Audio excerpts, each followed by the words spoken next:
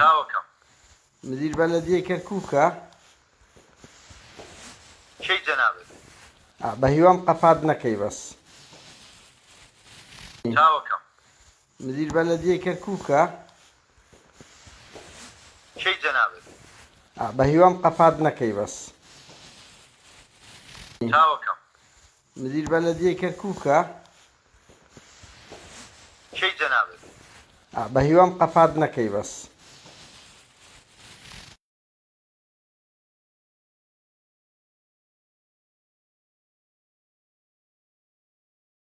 کا کردی تۆ وەک کەس ئەو پرسیارەکەمان با باوە دەست پێ بکەین تۆ بۆ ماوەی 5 ساڵ گومرجی کەرکووکت وەرگرتووە دەکرێت گمرگ نییە پێڵێن ئیجاری ئەلۆ کاک قادر بە هین بێت ئیجار ئەلوەی کەرکووکە ئایجار بۆ ماوەی 5 ساڵ ئایا لە ڕووی قانونیەوە چەندە سیفەتی قانونی خۆی وەرگرتیە باو بۆ پرسیارە بکەم کێشەت لەگەڵ ئەو خەڵکەی کاموو ڕۆژ لە سوسیال میدیا باز دەکەن کە غەدرمان لێ دەکرێت دەمانەوێت لە زاری خۆت بەر لەو ئێمە هیچ پرسیارە بکەین لە زاری خۆتەوە باشە کاک قادر من یەک پرسیارێ لە جەناب دەکەم با منیش جوابەکەم بە پرسیارێ بێت بەڵێ ئەمڕۆ کەرکووک خۆ کەرکووک شخصێک نییە بڵێ من بتوانم تەنسیقی لەگەڵا بکەم و چاوم لێ پۆشێ کاکە با من بۆ عەرزی جەنابی بکەم بەڵێ ئەمە بەلەدیەیە ئەمە محافەزەیە بەڵێ ئەمە نەزا هەیە ئەمە ڕقابەی مالیە ئەمە وەزارەتە ئەمە بەلەدیات عامەیە ئەمە قیادەی عەمەلیاتە ئەمە مخابەراتە ئەوە ئەمنی وەتەنیە ئەوە شورتەیە باشە معقولە من لەناو ئەم هەموو جیهاتە بتوانم سەرانە لە خەڵک بسەنم و یا بە ناقانونی ئیش بکەم و هەمووی چاوم لێ پۆشی ئەخر معقولیەتی تیانەیە خەڵکە ئەڵێ ناقانونی من ئەگەر سیفەتێکی قانونی نەبێ ناتوانم بە ڕوون و ئاشکرا لێوە بڵێم کاکە عمولەکەم بێنە ئەویش وەستێکی ڕسمیە بەناو خۆمە وەسلی بدەمێ خەڵکە گەریشی ناقانونی بکە ناتوانێ وەستی ڕسمی بدات ئەمجا ئەم برادرانەی کەوا ناڕەزانە و مۆزوع ئەخۆ هەزار شکاتیان کردووە ئەی بڵێ شکاتەکاتان چی لێ دەی ئەی شکاتەکانیان کووە قانونی غێر ئەبێت تحویل محکەمە بکرامایە غێر ئەبواە بەیانی من باڵبە سژنیان بکردمای بیان و تا تۆ ناقانونیت کردووە کاکە ئەم شتانە ئەسڵ و ئەساسی نییە کاک قادر بەڵام ئیتر ئەوەیە خەڵکی ئەمڕۆ بەڕاستی باشە مادەم بە ئەو پرسیارە بکەین ئایا قانونیە 5 ساڵ لە سەیەک گومرگ وەربگیرێ بەڵێ حکومەتە توانی بۆ 25 ساڵیش بیدا نەک 5 ساڵ باشە لە قالە و لەو گومرگەی گرتن نایە یعنی کە باج وەربگرن حورماشی لەگەڵەیان بەس ئەلوەی سەیادەت وەرگرتووە هەموو کەرکووکە ئێمە مەرکەز محافەزەی کەرکووکە هەموو مەرکەز محافەزەی کەرکووک لە نەزەری حکومەتە یەک دایرەیەکە بۆ من کە ئەڵێ ئەلوەی کەرکووک مەرکەز محافەزەی کەرکووک بەس ئەوان ئەڵێن تەحەدای دەکەین ئەگەر خان خوورمای تێدا هەبێتن هیچ عەقدێکی هەبێ ئیشارە بە خان خوورماش کرابی کاک قادر ئەو عەقدەکە عەقد ئیشارە بە هیچ شوێنێک ناکە ئەڵێ ئەلوەت کەرکووک کەوتی ئەلوەت کەرکووک هەموو کەرکووک دەگرێتەوە ئەی بڵێ تۆ لە خان خوورما چیەکەی بڵێ ئیشەکەی تۆ متەجاوزی یا بە شێوەیەکی ئوسولی لە خان خوورما دانیشتن ئەو پرسیاری لێ بکە بڵێ تۆ کە لە خان خوورمایت تۆ بە نەزەری حکومەت متەجاوزی یا بە ڕسمی لەوێ دانیشتی ئەگەر وتی بە ڕسمی دانیشتم لەوێ بەڵێ باش بەس ئەوان ئەڵێن پرسیارەشکە دروست بووە کاکەوە چەند کەس تەقدیمی ئەو مزایدەی کرد کە دراوە بە تو قادر مزایدە لە قانونی حکومەتە من طبعا لەبیرم نییە يعني حقیقت ئیسەبات بالضبط تەفاسیلەکەی بەڵام دڵنیابە بە حەدی ئەدنا ئەبێ 3 کەس مشتەریک بێ لەو مزایدە یا لە حکومەت اعتراف بۆ مزایدە ئەکات بەڵام سەر و 3 کەسەکە چەندێکە ئێمە مزایدەکە ئەوەی کە لێوە بوو تقریبا بە ئەوەی کە بێبیرم دێ زیاد لە 10 کەسە بوو تەسویر کراوە بە ڤیدۆ نوسخەی نێردراوە بۆ محافەزە نێردراوە بۆ بەلەدیات ئەمانە هەمووی مستەمسەک و دۆکیومنتە موجودە. بەس کاکەردی من دوکمنتەکەم لە دەستدا کەسێک شکاتی کردووە بە ناوی ئیبراهیم مەهدی منهەل ئەڵێت لە پارێزگای کەرکووک شکاتی کردیە مەکتەبی ڕاکانجبووری لە بۆ بەلەدەی ناردیە ئەڵێ ئەوە بە سڕی ئەو کارە کراوە دوکمنتەکە لە بەردەستە ئیبراهیم مەهدی منهەل ئەتوانم مەسە بەربارەکەش بەڵێ منیش دۆکیومنتێکی بۆ بنێرم ئەی پارێزی دیابڵاوێکی تۆ بام جارێ ئەو قسە لە جەنابەت وەرگرت وەڵای چۆن پێ باشە بۆ من چییە خۆ پارەی پێوەرناگرم منیش باشە بڵاو دەکەینەوە لەگەڵی یان ئەوە تو بەدەوە دەڵێ بەڵێ نەتیجەی تحقیقەکەی محافظەی کەرکووکت بۆ دەنێرم کە هاتن تحقیقەکە لە مەوزوعەکە بزانە تەوسەی لوجنەی تحقیقەکە ئەڵێ چی ئاڵێ هەموو ئیجراعاتەکانی سەلیمە هیچ خەلەلێکی تیان نییە باشە بەڵێ بۆتە نێرم وعد بۆت بنێرم بەسی ترەوە لای خۆتە بڵاوەکەی تۆ بن حەزەکەم بڵاوی نەکەیتەوە بڵاویشت کردووی کێشەیەکم نییە بەڵام وعد بۆت بنێرم نەنەم کاک برای ما کە دەڵێ بڵاو مەکەوە بڵاو ناکەینەوە باشە کاک هەردیە تو اتفاقێکت لەگەڵ ئەو جماعەتە کردووە وایاننا بەڵێ نان تۆ اتفاقی لەگە جەماعەتی خان خوورما کردووە لە 29 2021 ناوڕۆکەکەی دەزانیت چیەوە نییە بێگومان اتفاقەکە بەڵێ من اتفاقێکم کرد لەگەڵیانە با من کاک قادر من خۆم بە پیاوە زانم هەر وعدێکیش بدەم لەسەر ملم التیزامەکەمە ئەو وعدە و بابزانیت بەڵام ئەگەر مقابلەکەت التیزام نکاتە وعدەکەەوە تۆ پابندیت بە وعدەکەی خۆتەوە ئەو پرسیارە لە جەنابەتەکەم نام بێگومان دەوێ بە تەرەفێن بێ بەڵام دوو خاڵی تێدام دوسێ خاڵم تێدا دیت ینی ئەتو ئەو بڕیار بووە هەندە قەت ئەو شوێنیان لە بۆ دروست بکەی لە ماوەی 4 مانگدا وایاننا بەڵێ بەڵێ ڕاستە بەڵام وەسەتا دویان قازان ئەوە لێ وەربگری بەڵام ئەویان ڕاست نییە ئەویان ڕاست نییە سەتا دوو باس ئەومان نەکردەوە ئەدی چییە خاڵەکان خاڵی یەکەم چییە کاک هەردی ئێمە کاک قادر وەختی خۆی کە بیدایە دەست بەکار بووین تقریبا 25 کەس لە خان خوورما هاتن بۆ لام وتیان کاکە ئێمە نوێنەری ئەم بازاڕێین باشە بەڵێ ئەی وتم مادەر نوێری ئەو بازارە نیش ئەتا خەمە سەر و سەرچاوم وەرن وتیان ئێمە ئەبێ ئەولەوێتمان هەبێ لەگەڵ خەڵکی تر وتم وعدی پیا ئەولەوێتان هەیە لەگەڵ خەڵکی تر ئەبێ تۆ ئاسانکاریمان بۆ بکەیت چونکە ئێمە لە ڕێگەی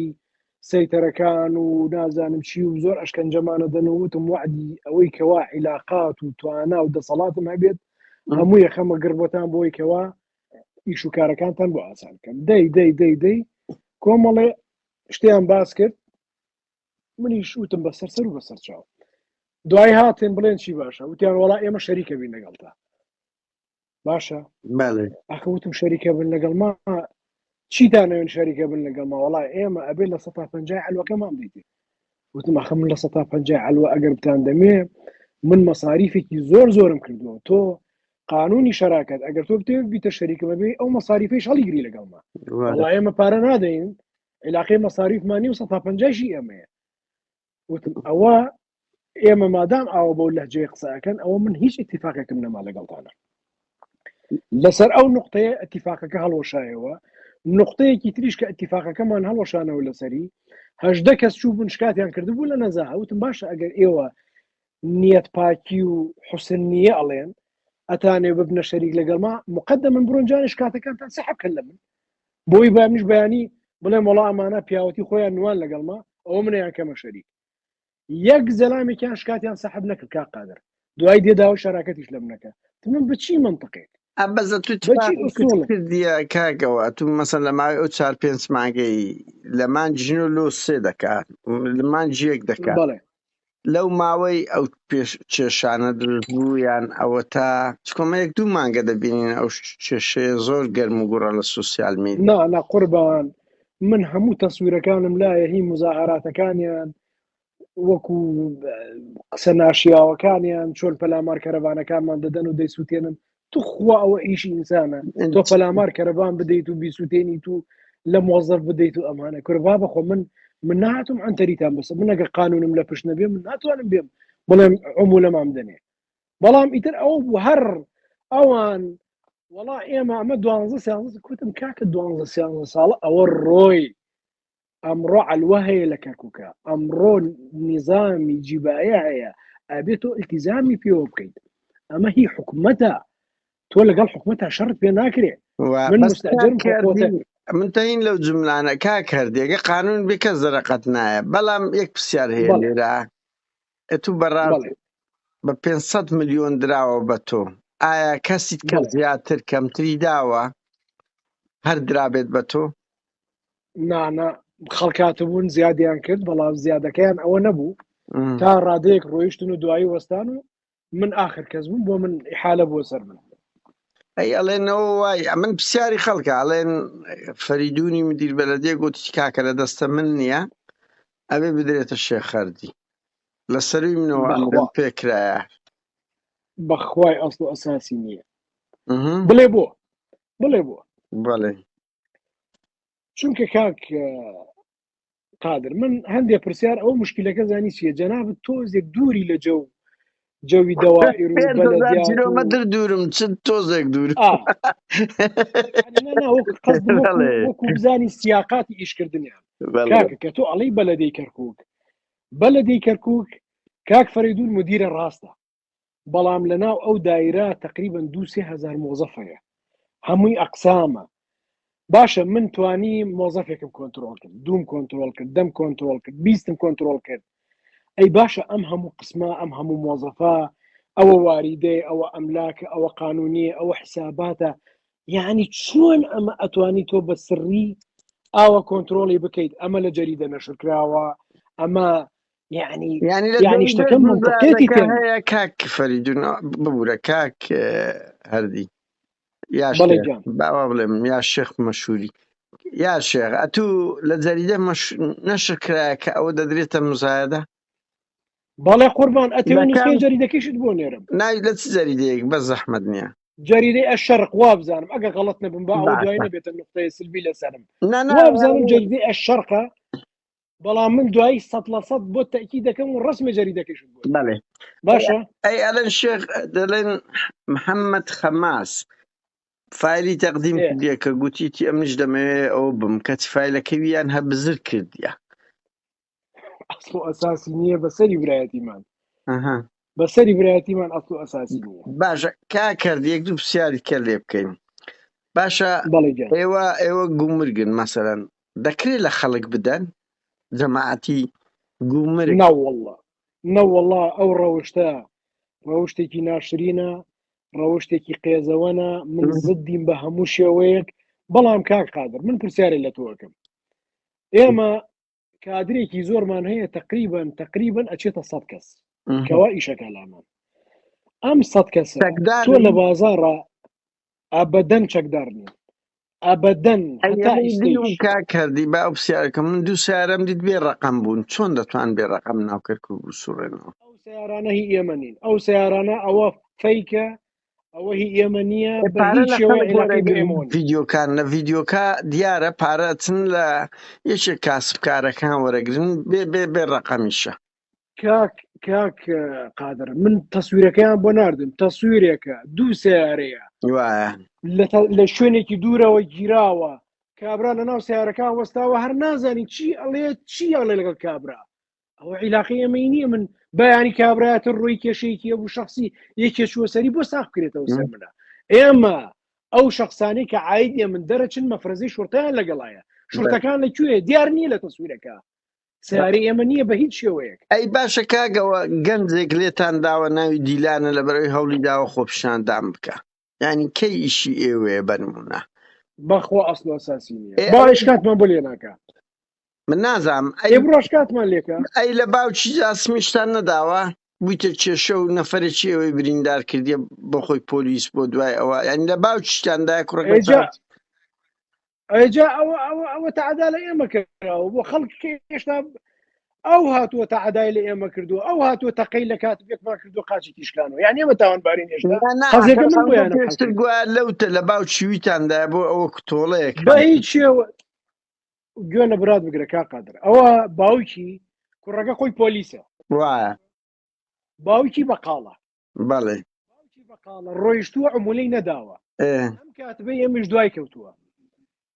بەڵێ تا مەسافەیەک چۆتە شوێنێکی چۆڵەوە کە چۆتە شوێنێکی چۆڵەوە باوکەکە کوڕەکانی هاتوون لەولاوە بووە بە دەمەقڕە ئەمانە کوڕەکەی پۆلیس بۆ دەمانچی پێ بووە یەکسەر تەقەی لە کاتبەکەی ئێمە کردو قاچی کیشکانەوە هەتا ئیستیش لە ماڵایە کوڕەکە بەڵێ بەڵێ دوای هاتن بۆ لای من قەزێکم بۆیان هەلکرد من سوڵحم بۆیان کرد لەگەڵ کاتبەکەی خۆمانە هێشت تەنازلیان بۆ بکەن یعنی هێشتا ئێمە تاوانبارین سەر ناوتیان لە باو ینی ئەزیەتی وانەوە بووە باشە ئەی ئەو کابرایە خۆ لە تەلەڤیزیۆن لە ڤیددیۆ ئەڵێ تەقەیان پێوە ناوم لەبەر ئەوەی داوای 25,000 کردیە 15 داونەتی 20 داونەتی خۆ ڤیددیۆکە دیارە ئەوە کۆمنتارسی کابراایکی بە تەمەنیشە کا کردی پێ دوای کابراایەکی بە تەمەنە من خۆم قسەم لەگەڵیا کرد خۆم شخصی دوێنێ بوویا پێرێ بە تەلەفۆن قسەم لەگەڵیا کرد وتم کاک نەوزادیشی ناو بووە بزانم وتم کاک نەوزاد وتیە وتم ئەگەر تەجاوزێک تەعەدایەک کراوەتە سەر جەنابەت من داوای لێبوردنی یەکەم ئەمە یەک دوو وەرە ئیسپاتی کە ئێمە تەقەمان کردووە وەڵا وتم کێ تەقەی کردووە وەرە پێم بڵێ کێ کامەیە ئێمە کاتبمان سیلاحی پێ نییە کا قادر ئێمە لەگەڵ مەفرەزی شورتا دەرەچن بە قانون دەرەچن من هەر کەسێک لەولاوە بەیانی ئەم بڵێ تەقەی کردو ئەو بڵێ نابی ئیسپاتیکەی باشە خەڵکی تر هەیە پارە وەربگرێ مەسەلەن لە دەرەوەی چەتەگەری بێ شتی وا لە بێ بچێ بڵێ پارەم دەوێتن شتی وا هەیە لە کەرکووک ڕوویداوە مەسەن جەماعەت بێت ئەوەیان من ئەویان هیچ کۆمنتێکم لەسەری نییە ناتوانم بڵێمە هەیە یان نییە بەڵام من ئەوەی کە ڕەتی بەخۆمەوەیە جواب بدەمەوە ئابیانی کاک کردی بەلەوەی ئەوە بە ئەوە بڵن لە ئیتفاقەکەی سەبەبی فەشەلەکە کە لە مانجی نۆ کردیوتانە هۆکاری فەشەلەکەی چۆن بووە و لەسەر چ بووە ینی لۆ وازوو لەبەرەوەی دەبا لە ماوەی 4 مانگدا جێبەجێ بکرێ وایە نا ڕاستە بەڵام بەڵێ سەبەبەکەیت پێڵێم سەبەبەکەی ئەو برادرانی کەوا باسی ئیتیفاقەکەن شکاتیان کرد شکاتیان لە نەزاحە کرد باشە دەمی هەر ئەو دەمی هەر لە مانجی نۆدا بەڵێ تقریبا هەستان شکاتیان کرد نەزاهی کەرکووکیش دەستی کردە تەحقیقکردن تۆ خۆ دەزانیت نەزاهە قانونی نەزاهە کە دێتە ناو مەوزوعەکەوە تۆ ئەبێ هەموو ئیجراعات بوەستێنیت هەتا نەزاهە خۆی یەکلایی یەکاتەوە ئەڵێ ئەمە سەلیمە یا ئەمە گەندەڵیتایە یا ئەمە ناقانونیە ئێمە کە نەزاهە هاتە ناو مەوزوعەکەەوە ئێمە وەستاین لە ڕووی ئیشوکارەکانمانەوە تێگەیت کە وەستاین نەمانتوانی جموجول بکەین و ئیشەکانمان بەڕێکەین هەتا نەزاهە قەراری خۆی داوتی نەخێر سەلیمە ئیجراعاتەکان و هیچ کێشەیەکی تیان نییە دوای ئەوە گەڕاینەوە سەر نەزاهەی کەرکووک شەهادەی بەڵگەی داوە دەست ئێوە کە ئەنگە هەموو کارەکانتان زۆر یاساییە نەزاهە ناوەکو خۆی نەزاهە هەستا چی کرد هەستا کتابێکی کرد بۆ محافەزەی کەرکووک وتی تحقیق بکەن لە مۆزوعەکە محافەزەی کەرکووک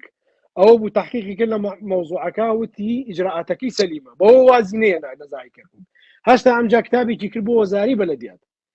بۆ بەلەدیاتی عامە وەزاری بەلەدیات و ئیسکان وتی ئێوە تحقیقکەن لژنە هات لە وەزاری بەلەدیات و بەلەدیات عامەوە تحقیقیان کرد لە مەوزوعەکە ئەیزن شەهادەیاندا وتیان ئیجراعاتەکان سەلیمە هیچ کێشەیەکی تیان نییە یاڵە ئێمە توانیمان بگەڕێنەوە سەر ئیش و کارەکاندا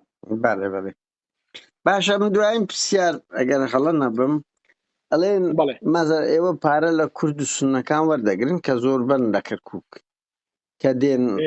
دەگۆم بەس ئەو شیعانەی حەشتیان نەپەشتە و باڵا دەست ناتوان پارەیان لێ وەربگرن بەخوا ئەسڵ و ئەساسی نییە ئێمە بەڵام نەگیراوە لە پای ئەوەی چۆن پرسیارە لۆم دێ کاک هەردی بۆ خۆم 5,000 کیلۆمەتر ئەڵێن ینی جارێک هەوڵتان داوە لەو جەماعەتی شیعەکان وەرتان گرت و جەماعەتی ئەسائب بوون نەنازەم چ بوونە خەڵکیان بۆ هێنا و کاتبەکانی ئێوە شانگرتیە و بە واستە بەرتان داون ڕاستە ئەوەیان ڕاستە بەڵام نەک حەشت نەبوون جەماعەتێک بوون خۆیان دەوامیان نەکرد لە حەشت طبعاً ئەو قەزەیە زۆر گەورە بووە بەڵام دوایی ئەو جەماعەتی کە ئەو ئیشە ناڕەواییان کرد ئەو جەماعەت حەش دەکات و بنە سەر کاتبەکانمان ئێمە ڕێگەی قانونیمان بەرامبەریان شکاتمان لێیان کرد لە ئەمنی حەشد هەیە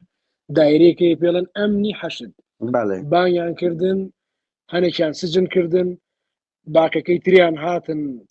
تەنازولیان کرد بۆ جەماعەتمان و دەستیان کردە دەستماچکردن هەتا عەفویان کردن و تەعاهودیان لێسەندن بە هیچ شێوەیە جارێکی ترە و کارە دووبارە نەکەن و یاڵا وازمان لێنن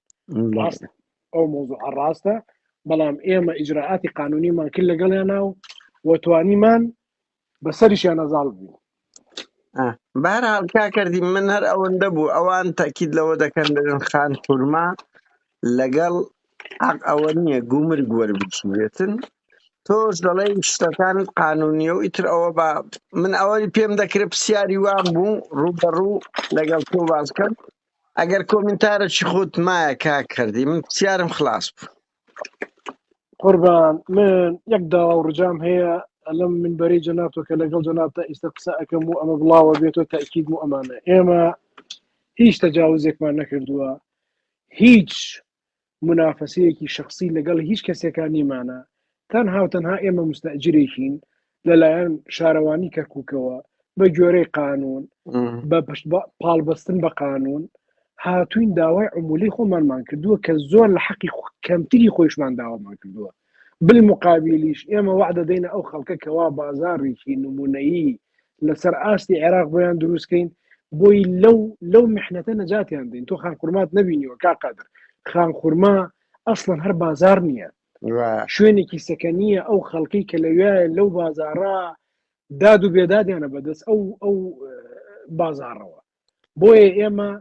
دڵنیایە نەکەمەوەکەوا لەم فترەکەما ئەو بازاڕیان بۆ دروستەکەین و نەقدانەکەی نەوێ و چەندە دەخایەنین کاکەردی پێت وایە تقریبا والله حدی ئەعلای 3 مانگ بە 4 مانگ دەبێ ئینشاءالله حدی ئەعلای بە هیوام کاکەردی بە هیوان باشە کاکەردی دوایین شت باشە تلو منازەرەیەکی ڕاستەوخۆ لە تەلەڤیزیۆنێک لەگەڵ ئەوانە ناکەی مەس تەلەڤیزیۆنێک مینبەرێک بەجددیمانی ڕوبەڕوو دادەنیشن بە ئاوا خۆستا هەموو کەس دەتوانیت دابنیشن بە زمانەکی مەدەنی گفتوگۆ لەگەڵ یەک بکەن ئەزاتەوە بە من دەڵێ بەزڕنگ بێ کەچیان نەوێن لەگەڵ ئێمە بواە کۆمنتارش خەی بدابایە ئینسان دەبێت ڕوبەڕوو هەردوو لاوەکو دادوەر بەرامبەر یەک ڕابگرێ بە قووەتر دەرەچێتن بە من ئەوە باشترە لە ئەو دەمی هەموو ئەو تارمایی و قسە و قسەڵۆکەکانیش دەتوانی یعنی ئەو دەمی خەڵک هەموو حقیقەتەکەی دەبینێتن باشتر نییە یعنی منازەرەیان لەگە بکە کاک قادر قسەکەی جەنابەت زۆر ڕاستە و زۆر تەواوە و من پێش ئەوەی جەنابەت ئەوە بڵێیت ئێمە چەند جارێک دانیشتوین لەگەڵیانە گفتوگۆمان کردووە بە شێوەیەکی مباشر گوێمان لە قسەکانیان کردووە بڵاوکەنەوە ببوورە کاکەردی پێت دەبڕم ببوورە بەس قەزدمنەوەی کاکەگە تو ئێستا ئەو منازەرەیەکی واتەبی بە فلیم بڵاو بکەیەوە یەک جار پەیجێکتان مەسەڵ ڕەنگی پەیجێکی شتان هەبی بە ناوی گوڵ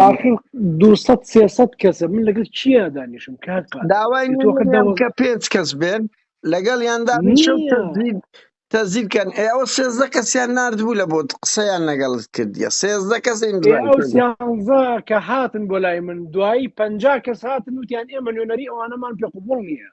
خۆیان لە ناو خۆیانە ئەمانە یەکدەست نین یەک قسە نین هەریکی قسەیەکەکە هەریکی ڕێیەکەدا یعنی من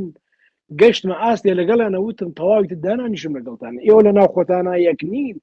من تۆ بەیانی دی قسەیەکم بۆکەی دوو بەیانی کێتر دەڵێ ئێمە بە قسەی ئەو قوبوڵمان نی ڕازی نین لەگەڵاکەم 200-300 کەس بە من ڕازی ناکرێ بەڕاستی بەهەرحاڵ کاکەردی ئەم سوپاست دەکەم کە بە هیوام بەرپرسەکان وەکوتون و ئاوە بێن وەڵام بدەنەوە سەرنجی خۆیان چکو مەرز نییە و قسانی دەگاتە ئێمە 100% ڕاستەوە ئەو گفتوگۆی من تو ئەوە خەڵکە بڕیار دەدا ئیتر ئامانجی ئێمەش بەڕاستی لەو دیدار و پەیوەندی تەلەفۆنیانە بە هیوام دێرەشدا داوا لە مەسوولەکان دەکەم نەترسن ئێمە ئاوە بەو زمانەی گفتوگۆ دەکەین نەناخ کاکەردی کاکە من تەلەفۆن دەکەم قەپات دەکەن گیان بەس لە نۆتی دەنگم دەبێ ئاخر کو دەکرێت کاکە دوو مەسئولی ئیداری شارەچی